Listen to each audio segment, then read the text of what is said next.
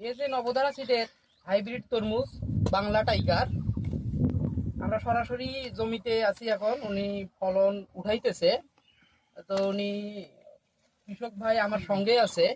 তো উনি কতটুকু জমিতে লাগাইছে এবং লাভ এবং কি পরিমাণ তার হচ্ছে বেনিফিট লাভ হবে সেই সম্পর্কে আমরা একটু জানতে চাচ্ছি। ভাই নাম আপনার? মোহাম্মদ আরিফ। ভাই আপনার নাম? মোহাম্মদ নাসিরউদ্দিন।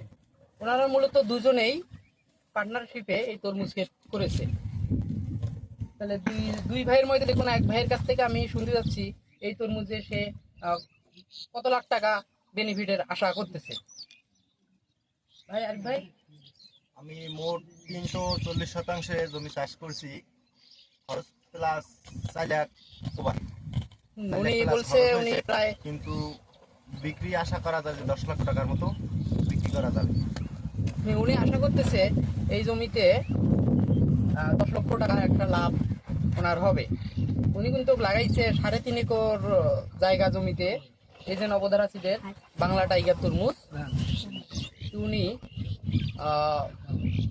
বর্তমানে ওনার যে খরচের পরিমাণটা বললো সেটা হচ্ছে 4 থেকে 4.5 লাখ টাকার মতন খরচ হয়ে গেছে।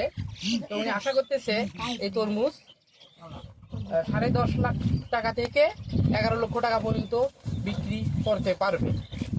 এই যে নবধারা সিডের পক্ষে আবারও ধন্যবাদ জানাচ্ছি সবাইকে। Thank you.